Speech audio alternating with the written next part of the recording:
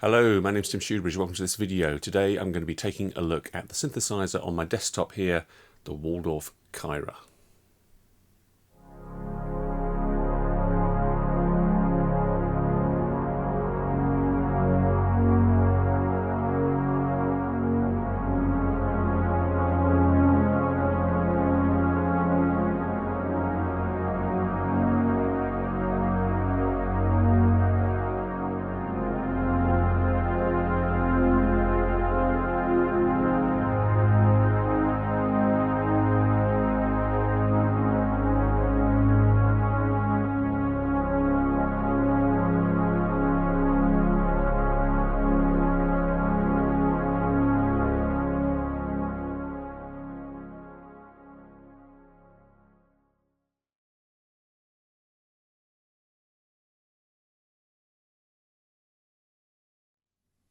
Now let's have a look at the specs of this synthesizer for a moment, because they really are very, very impressive.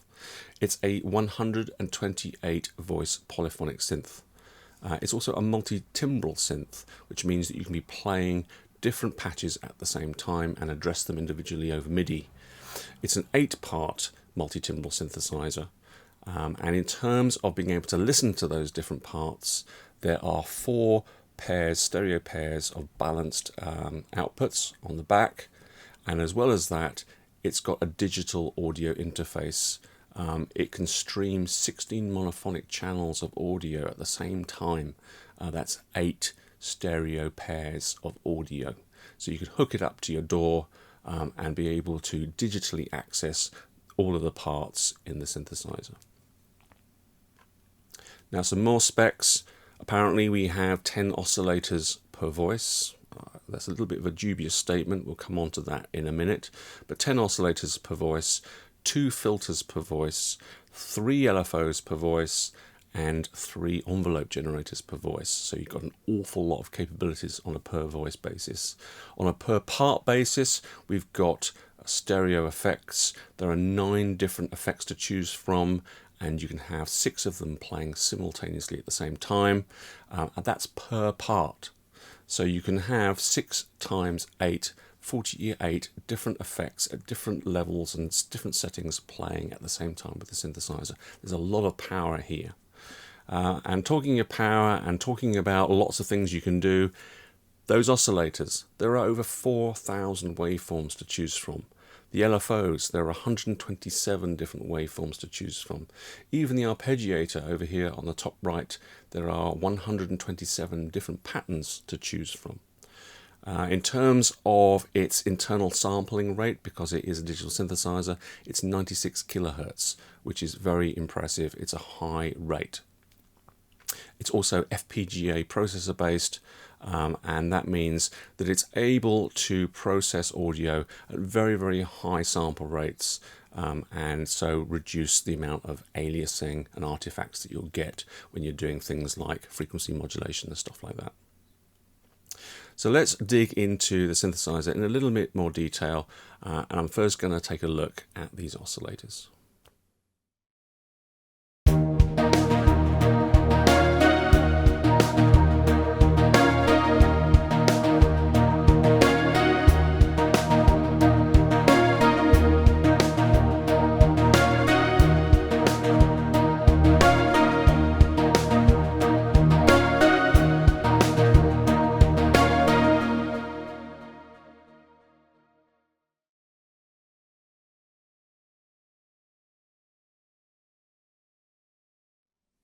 Right, so let's take a look at the oscillators of the synthesizer.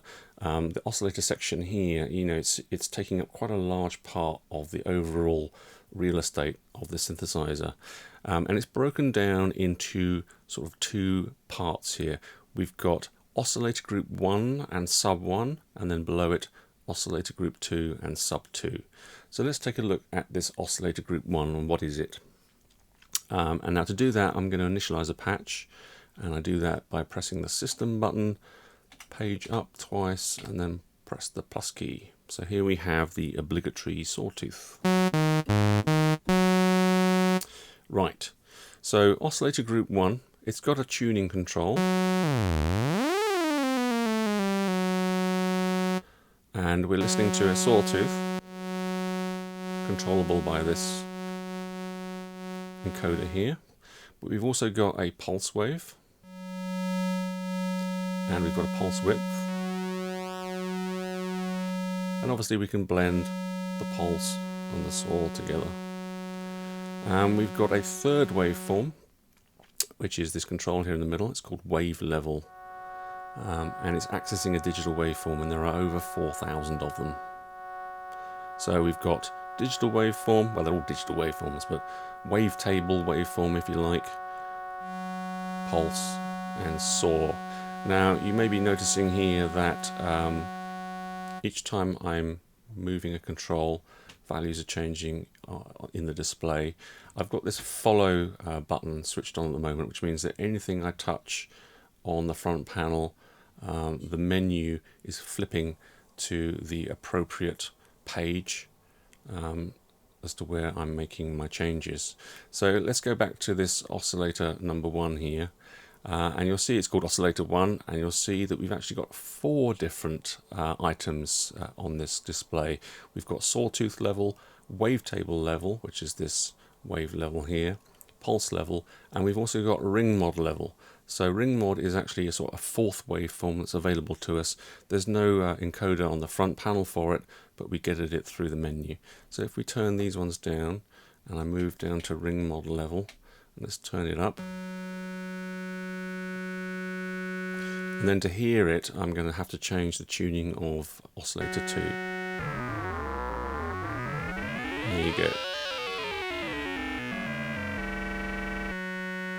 Ring mod. So let's turn that off. So with oscillator group 1, we've got 4 different waveforms. They're all controllable by one tuning control. They all follow the same pitch. I wouldn't personally call them 4 oscillators, but I think that's where Waldorf are getting their idea about these 10 oscillators, because we've got 4 here plus a sub, 4 down here plus a sub, making 10 in total. But I would sort of like say there's actually one oscillator with multiple waveforms, a sub, another oscillator, another sub, so 4 oscillators per voice. Okay, so let's look at the sub oscillator next. We've got a set of 4 different waveforms. Let's turn it up. Sawtooth, square, pulse, and triangle. And we've got an octave button. I mean, obviously, traditionally, sub oscillators are 1 octave or more below the primary oscillator that they are sort of following. But this sub oscillator doesn't have to be. It can actually be at the same octave as the primary. So if I just turn up the primary sawtooth, and then I press this button here, now the sub is exactly the same pitch as the primary oscillator, but you can detune it, and this is a really cool feature of these sub oscillators. You'll see here a legend in blue, and blue means I need to press a shift button in order to access these secondary functions of the controls. So we've got here sub detune. So I press this. Now I'm accessing the detune.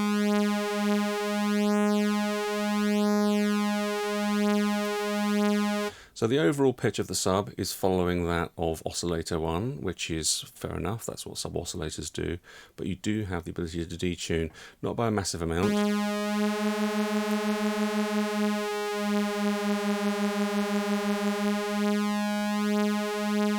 but enough to get some nice thick kind of sounds. And that's just this sub with this oscillator. We haven't yet dialed in the second oscillator or the second sub.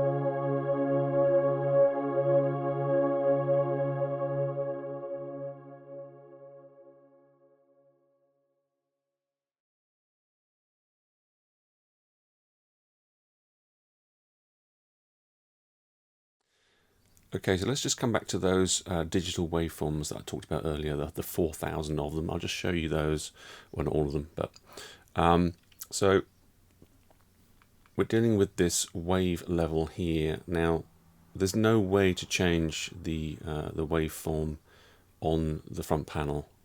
You have to go into the menus, and there's a lot of menus here. Obviously, the display is quite small. You can only see a maximum of 4 items at a time. So there's a lot of pages here. So when you fiddle around with the wave level here, we're on a page which has got the different levels of the different waveforms. We have to actually go down two pages to get to the area where we can select that digital waveform. And you'll see here that there are just 2 items on this page and a nice little graphic of the waveform that we are currently playing. There's something called a wave group, but it's also referred to as wavetable. So there's a kind of a little bit of a strange thing going on here. They don't know quite what to call it. Is it a wavetable? Is it a wave group? Anyway, we've got wave groups, and we've got a wave group here called construction set number 1. And we're listening to the waveform, which is wave number 0. So in construction set number 1, there are quite a lot of waveforms, 99. In fact, I think most, if not all, of these construction sets have got pretty much 100 waveforms in them. So in terms of these groups of collections or wavetables, we've got construction set number 1, 2, 3, 4, 5, 6, 7, 8, all the way up to 20. So that is 2,000 waveforms. After these construction sets, we get, I think, more meaningful groups. We've got acoustic guitar, alto saxophone, birds, bit reduced, blended, bright sawtooth, don't know what that one is, cello, cheesy strings, clarinet, clavinet, double bass, distorted, electric bass, etc, etc, etc. You'll see that we are going through an alphabetical list here. There are a lot of groups, and it's nice to see that there are some meaningful names here, but I don't think they've all got 100 waveforms in. If we just choose, say, electric guitar and find out how many there are on here, there's only 21. So it all depends on the group as to the waveforms you get. So if we just listen to these electric guitar waveforms,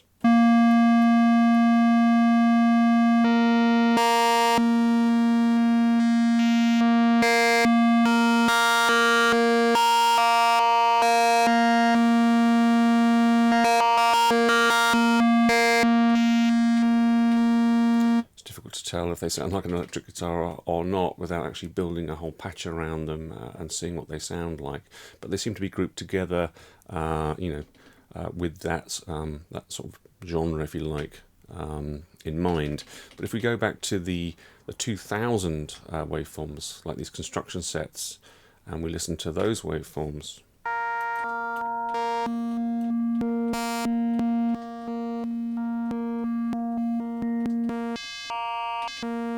sawtooth there.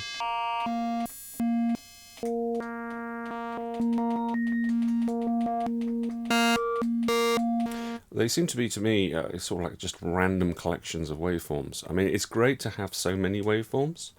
Well, I'm sure many people will think it's great to have so many waveforms. Personally, from my personal point of view, I don't like having too much choice. When I use a synthesizer, I've generally got an idea in my head of what kind of sound I want to make, and then I'm using the synthesizer to make that sound. So I really need to go from some sort of like known starting point. I choose an appropriate waveform, and then I start maybe add some more, add some filtration, etc, etc, etc. That's the sort of the way that I work. I've got an idea in my head of what I want to hear. Now with 4,000 waveforms spread across so many construction sets, and with these first 20 construction sets here, sort of having random sets of waveforms, it's very, very difficult to know where to start. You're literally going to have to sort of like just go through, bang on this button here, and and listen to them and then go, okay, that one there, number 78. I mean, how are you ever going to remember to use 78 again in the future? I don't know. For me personally, just too many waveforms. I think that if these were sort of logical groupings of waveforms and they were wavetables, so that there was some sort of meaning to sort of sweeping through them, it would make a lot more sense. But as it is, this number of waveforms, for me personally, it just doesn't make sense.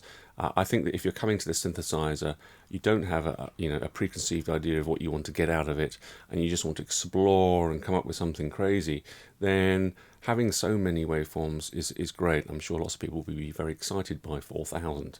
But for me, as I said, I'm just not really getting it.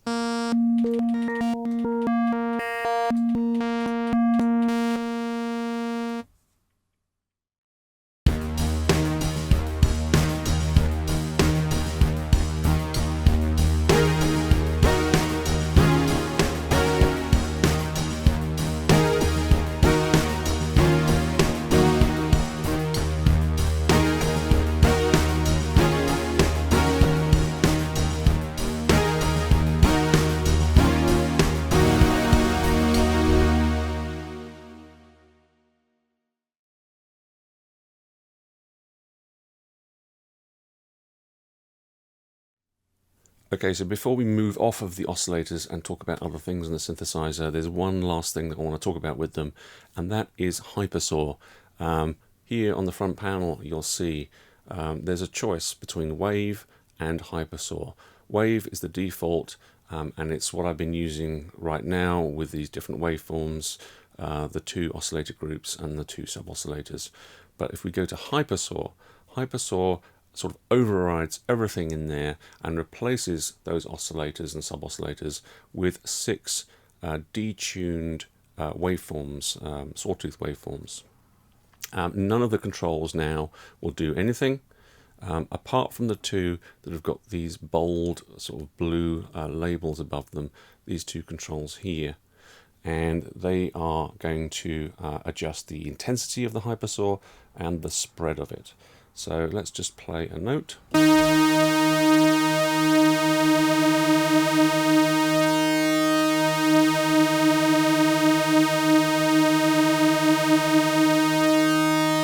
So spread is actually a detune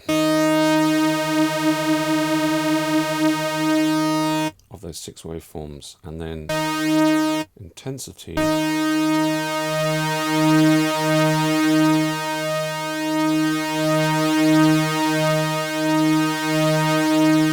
entirely sure what it's doing. It's certainly affecting the volume. But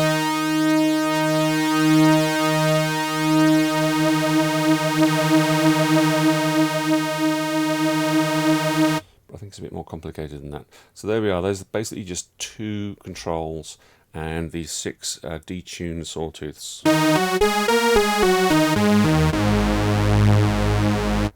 So hypersaw is here. I was doing a little bit of research about it to see where it came from, where it started from. The earliest references to it I can find is the Roland JP8000, which introduced a waveform called supersaw, which I think is what hypersaw is based on, and that's going back to the late 90s. So it's a waveform that we call legendary these days, and I think maybe one of the reasons why we've got the hypersaw in the Kyra is because the Access Virus range of synthesizers, the TI Total Integration Access Virus, also has hypersaw in it. Now I'm going to talk about the Access Virus versus the Kyra later as a separate topic, but there's hypersaw here, and just the raw sound of it doesn't sound particularly fantastic at all. We're dealing with mono here. That's another thing I'm going to talk about in a little while, is the stereo nature of the synthesizer.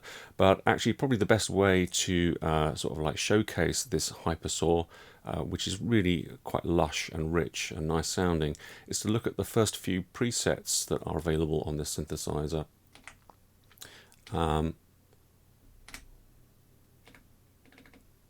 If we go back to the beginning of the presets in bank A, I think there's a quicker way of doing this than just me holding down this button. but I don't know what it is right now. Okay, so the first preset is called Welcome Strings, and it's a hypersaw preset. In fact, the first half a dozen or so presets that you get to hear are all hypersaw presets. So Welcome Strings, Destroyed Panoramic, Vocal Fragments, Kyra Fantasia, this Tomita Choir, Supersaw Elegy. Alright, so the first 6, in fact, presets that you get to when you start playing with this synthesizer and just browsing the presets, they're all hypersaw presets, and they do sound lovely. I mean, this is Welcome Strings.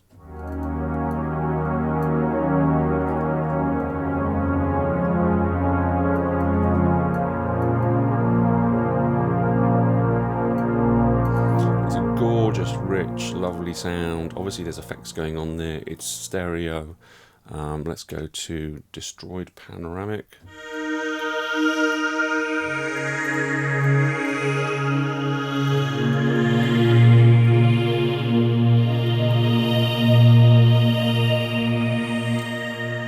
Another hypersaw.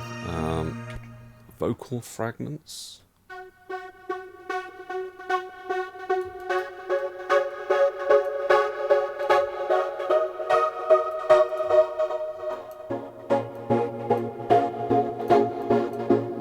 It's interesting use of hypersaw. It sounds lovely. I don't know if you're going to hear how lovely it sounds with the compression on YouTube, but it really does sound very, very nice.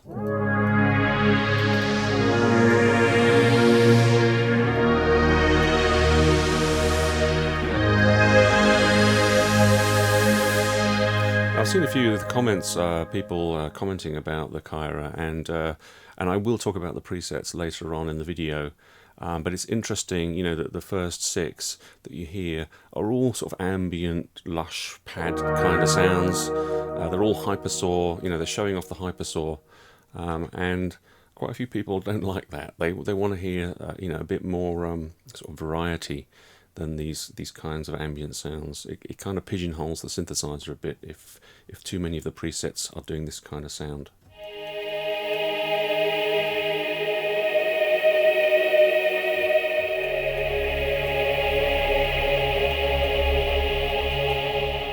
But they do sound lovely if ambient is the kind of thing you're into.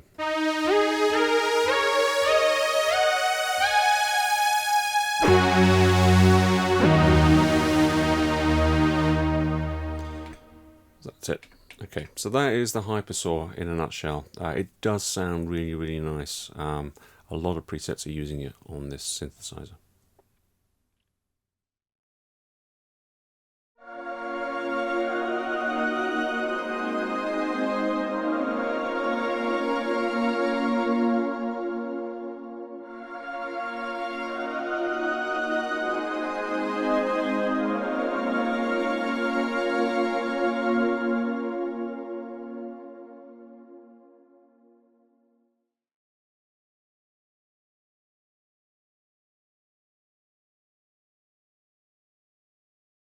Okay, let's have a brief look at the filters.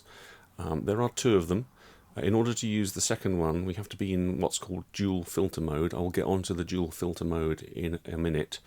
But in terms of the filters themselves, they're multi-mode filters, and we have a variety of options here on the front panel. We've got 12 and 24 dB versions of the low pass, band pass, and the high pass. I'm not going to go into each one of these variations in detail and test them out. I'm just going to try out the low pass filters, and I've got a very, very simple patch set up here. Just 2 sawtooths from the oscillators, very, very slightly detuned. It sounds like this.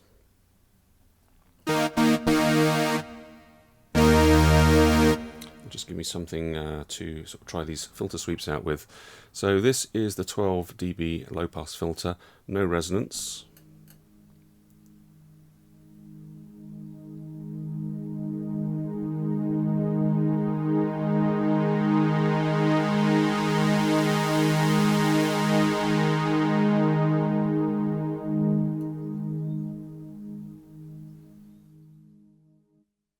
Let's try a third resonance.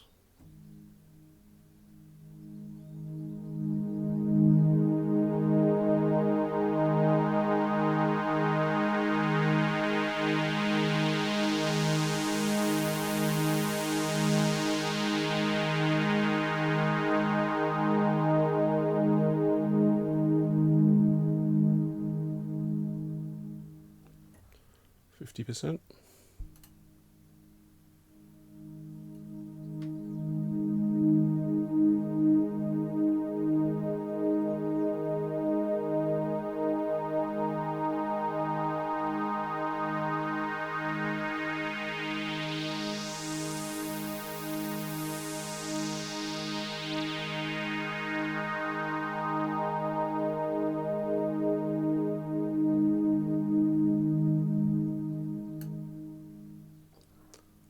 Two-thirds.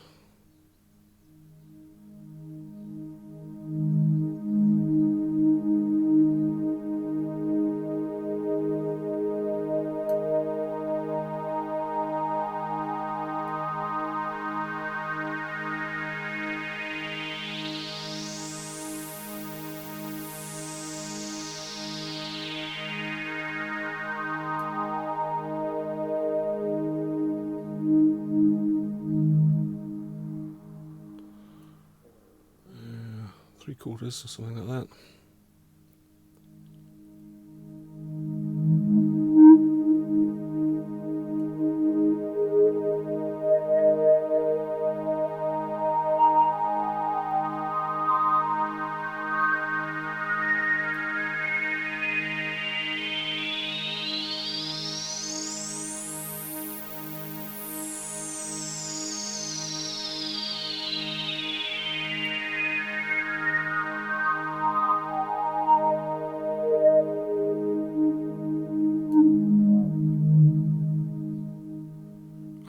Filter sounds absolutely wonderful. Let's go full resonance now.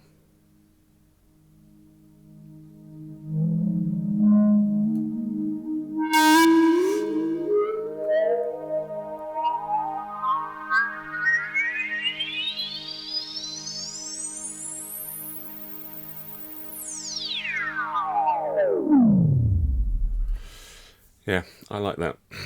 I like that a lot. Let's just try the 24. So no resonance on the 24 low pass.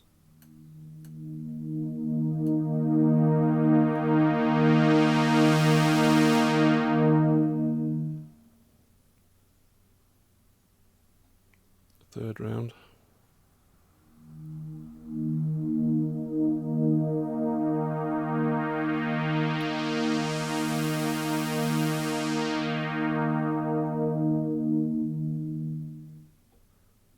Halfway round.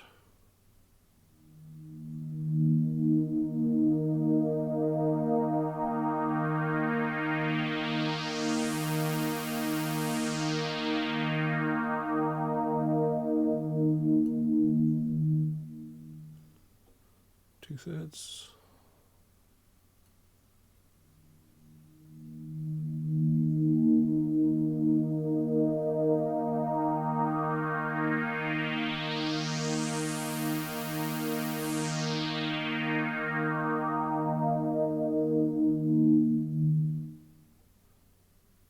Three-quarters.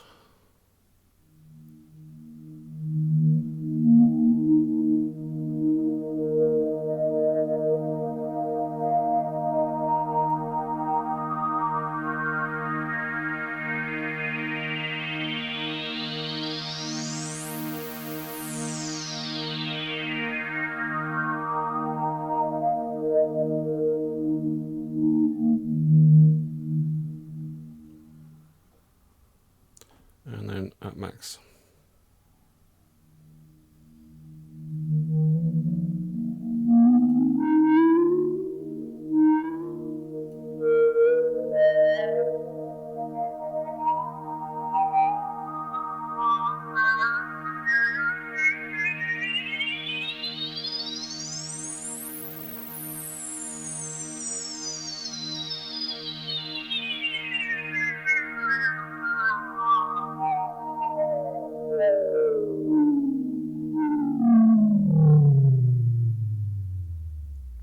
Reminded me of Whale Song then. It just sounds to me, I mean, it's a very personal taste thing, but these filters sound really, really creamy and nice and musical. I really do like them. I actually like them better than the digital filters on the Quantum, if I can say that. I mean, they really do sound lovely. They don't self-resonate. Whether that's something that you want or not, that's for you to decide. So yeah, that's the filters. I'm not going to go through the band pass and the high pass as well. They do sound really, really nice. Really nice sort of musical response to them.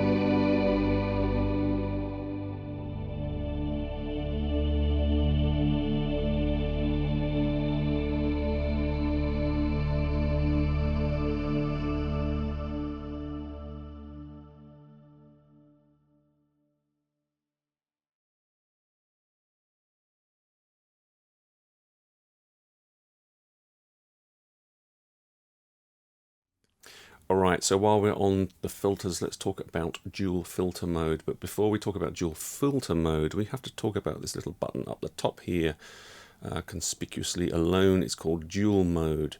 So when we're playing any patches,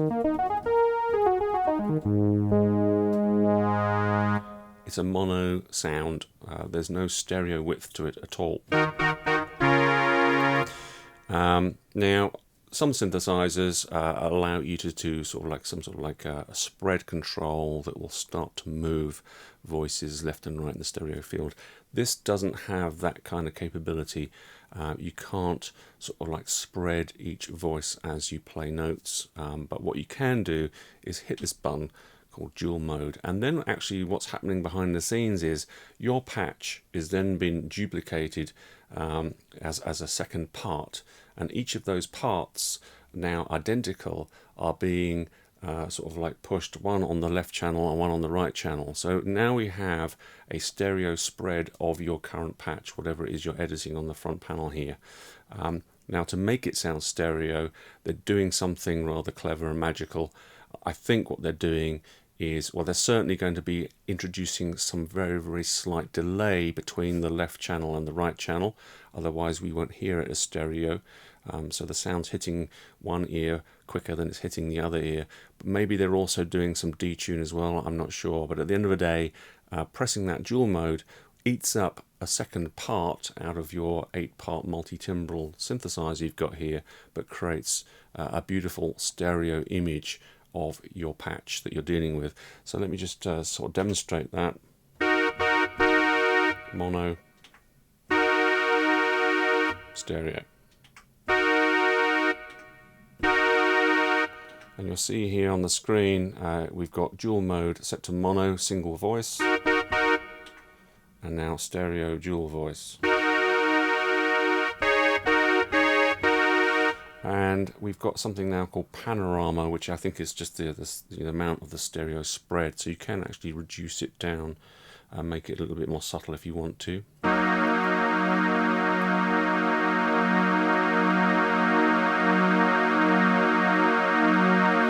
All the way down to 0, so we've got mono again. But it is actually louder than with this off, because we've got the two sort of the dual voices playing at a time. So it's eating into your polyphony by having dual mode switched on. You've got half the polyphony that you started off with, but you've got 128 voice polyphony anyway, so I don't really think it's going to be an issue.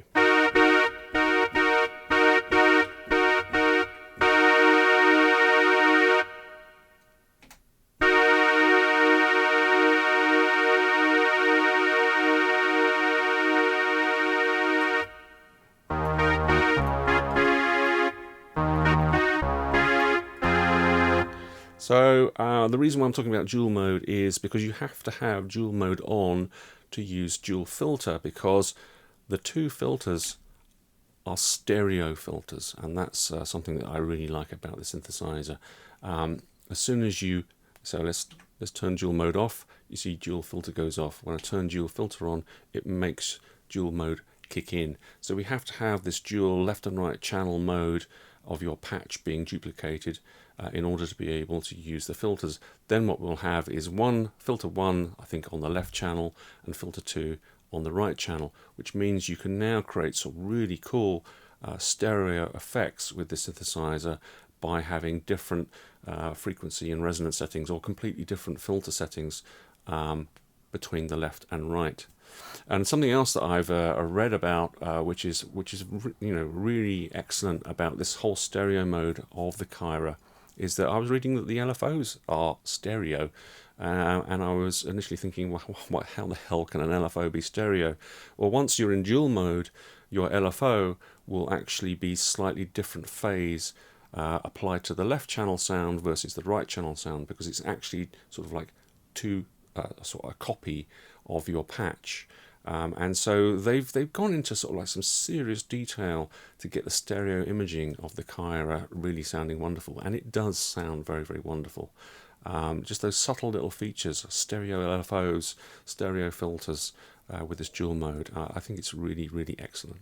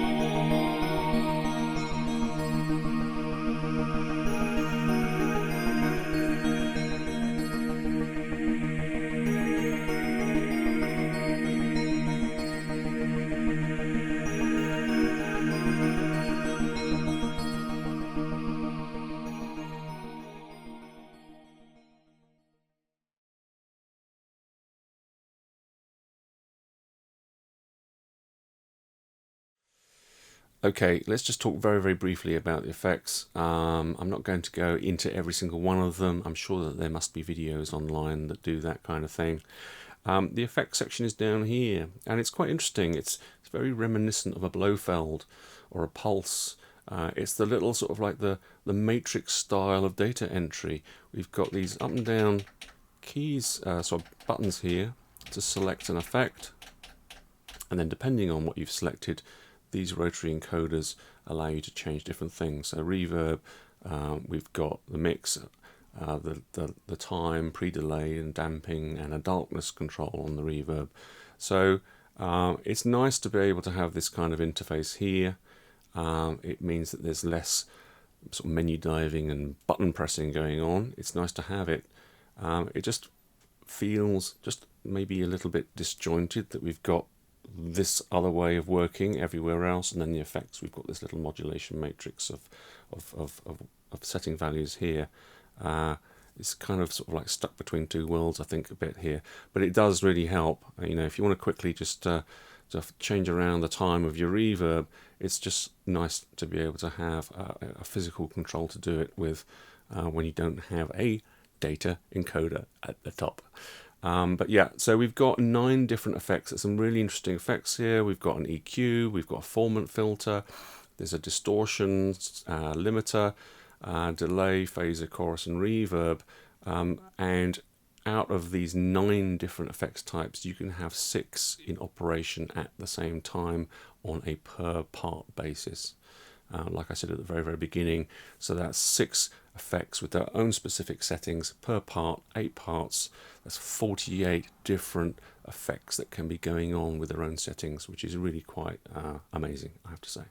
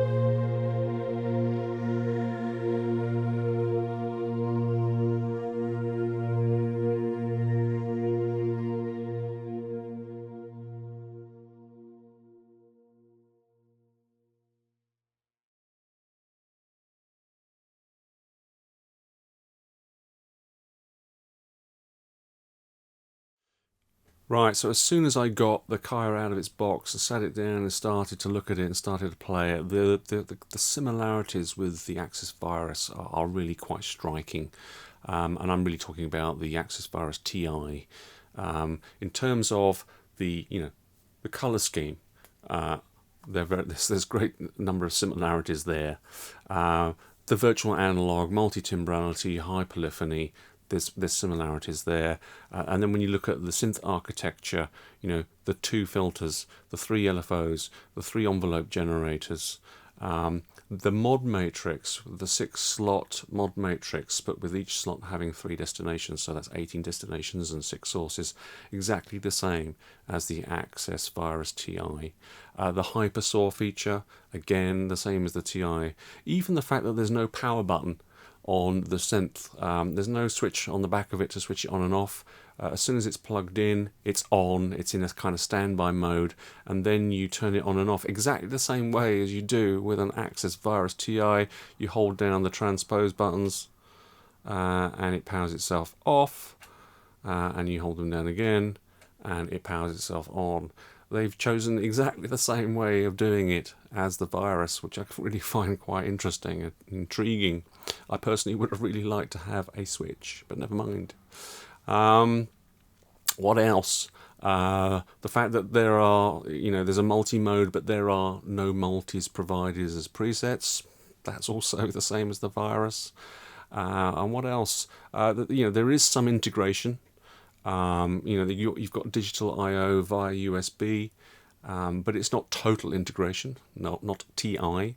There are some things missing, and there are some, there's some definite sort of like omissions from the Virus.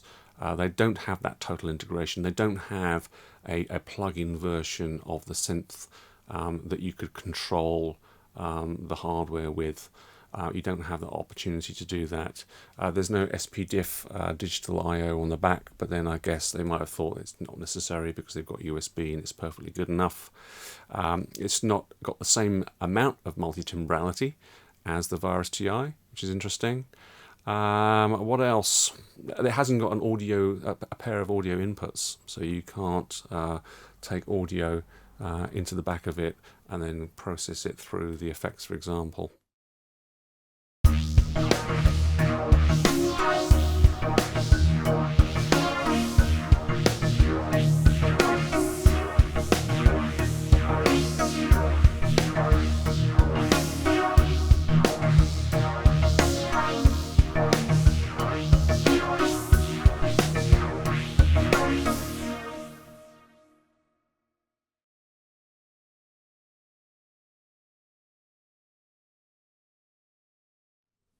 Right, so it's probably time I came up with a conclusion or a summary about this particular synthesizer, if I can. I've got some things I really love about it and a few that I don't. So let's cover the ones I don't first, the negatives if you like. The biggest one, really, the standout one for me is relating to the user interface. The menu system, because there are only 4 values that you can fit on a screen, means there's an awful lot of paging up and down through these menus all the time with these buttons. There's a lot of that going on. I know we've got the follow, and so you can touch things, but there's so many pages of information. It's frustrating if you're doing a lot of editing with the synth. I think that some sort of software editor for it would really be a godsend, if I'm honest. I'm sure there are things they can do in firmware to make the whole user interface experience better, but they aren't going to be able to make that screen bigger, and they're not going to be able to suddenly come out magically with a rotary encoder, because there's just way too much of these button presses going on here, and I am concerned that if I had one of these Kyras, that eventually these buttons are going to wear out because they get so much use. So that's a problem really for me, is the user interface. It is a shame because there's so much going for this synthesizer, but user interface is difficult. And in these buttons, the 4,000 waveforms that you've got going on there, cycling through them like this, it is tedious. I have to say, it is tedious. So that brings me on to the sort of the second negative that I've got, those 4,000 waveforms. Why aren't they real wavetables? Why aren't we able to traverse through them, morph through them, modulate them, go through backwards and forwards, etc.? They've got that so right on the Quantum, but they've got none of it at all in the Kyra. Now, I don't know whether there's some contention over those two synthesizers, and maybe they decided to drop the wavetable functionality on purpose with the Kyra. I have no clue whatsoever, but I think that it's a real missed opportunity that there isn't some kind of wavetable sort of like modulation capability in this synth. It's a fully digital synth. There's no reason why it couldn't be there. I really do hope that they put it in a future firmware update. And I'm sure that there's things they can do with user interface to improve it with firmware updates as well. What else can I say on the negative side of things? Just the confusion over terminology is just a bit unnecessary, really. The 10 oscillators and talking about wavetables that aren't wavetables, just a little bit unnecessary, really. But that's just a tiny little niggle. Positives. Let's talk about some positives now. First positive is the multi-timbrality and the high polyphony. I use an awful lot of synthesizers now. I use synthesizers that don't even have presets. They're single monotimbral, if that's the expression, synthesizers. And I'm so used to using those synths now. And then in my DAW, it's so convenient to just record an audio segment and build up tracks that way. The only reason I really use multi-timbral synths 90% of the time is to create layered sounds, extra rich sounds, but even those layering you can do in a DAW, no problem at all. Having said that, there was the other day I was writing a piece of music to go with a video segment, and I wasn't sure of the timing of the music at all, but I wanted to get down some ideas. And if I'd recorded those ideas in audio and then I changed the timing of the track later on, I would have to re-record all those bits of audio all over again, and it would have been a nightmare. But as it was, using the multi-timbrality capabilities of the Kyra, I was able to sort of like sketch out the whole song just with MIDI tracks, and be able to play it back and hear it, and then just change the timing exactly how I wanted to. And obviously the MIDI sort of adjusts itself, and it was just seamless, and it was a really refreshing and a good time to have the Kyra on my desktop for that particular project, because I really sort of like reappreciated all over again the benefits of a multi-timbral synth. So it's certainly, there are benefits there, and there are benefits there for live performers as well. But I think that we're talking about a niche market of people who are really going to get the best out of this synthesizer. What else can I say that's positive about it? I love the stereo implementation that they put into this. They've really thought very hard about it. The stereo LFOs, I've never heard of those before, but they've got them, and it's really, really brilliant. The stereo filters, I love stereo filters. The whole stereo implementation is fantastic. The synth really does lend itself to big, fat, warm, lush, slightly detuned, gorgeous stereo kinds of sounds. And those are sounds that I'm using and want to create all the time. So I have a big affinity with the synth because of that. The sound of the synth, it really does sound lovely, really, really nice. And the filters, I'm so impressed with those filters. They just sound so gorgeous. The resonance on them sounds so musical, so creamy and smooth and musical.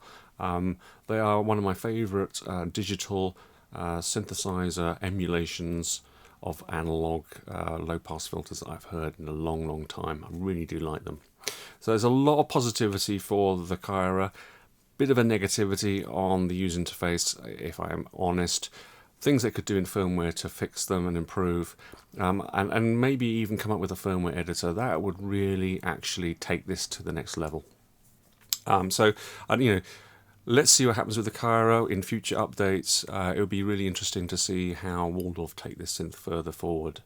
Bottom line, would I buy one? Probably not right now. Price-wise, it's a premium synthesizer. It's expensive. If it was significantly cheaper, I wouldn't be giving you any negativities at all. I just go, yep, I'll have one.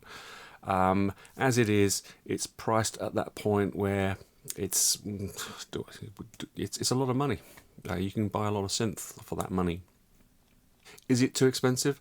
Probably not. When you look at the CrossPhyre market, the used market right now, it's very active. A lot of people are buying CrossPhyres still, TIs, TI2s, and the older, Bs, etc. People love those synths, and they won't last for forever. And they're going at quite high prices, I have to say. And I think Waldorf must have looked at the used prices of TIs and TI2s and gone, well, you know what, we're not actually pricing this too high, and they're probably right. But it would be nice if it was a little bit cheaper. As it is, compared to an CrossPhyre TI or a TI2, I don't think the Kyra is giving me enough that's different or more than a virus can. So while viruses still exist and while they still work, I might as well buy one. Why would I buy a Kyra? I think ultimately the Kyra is sort of like, insurance for when the viruses stop working. They're harder and harder to find. The Kyra is there, it's new, it's modern technology, and it's going to take us forward into the future. But right now, I don't see that there's enough about the Kyra for me to jump to it right now. Maybe a cut down version of the Kyra would work for me, but as it is, I just don't see it. And that's where I think that there's maybe some sort of missed opportunities. They really got the stereo aspects right, brilliantly implemented. I really like them. Then there's the waveform, the 4,000 waveforms and no wavetables. Total missed opportunity. Should have implemented wavetables. They maybe should have taken a little bit more time to find something extra to put into this synth. It's a fully digital, very, very powerful synthesizer. Why didn't they put some PCM samples in there? PCM samples would have taken this synth to the next level. I really think it would have done. And, they could still actually probably do it in firmware if they really wanted to. I think that there's a lot that they could do with this synth. But as it is, I'm a bit sort of like on the fence about it. I'm very grateful to have been able to play it and use it and try it out. And I'm very interested to see where it goes in the future. So that's really it. That's my long thoughts on the Waldorf Kyra. I do hope you've found this video in some way useful or interesting. Until the next one, as always, thank you very, very much for watching.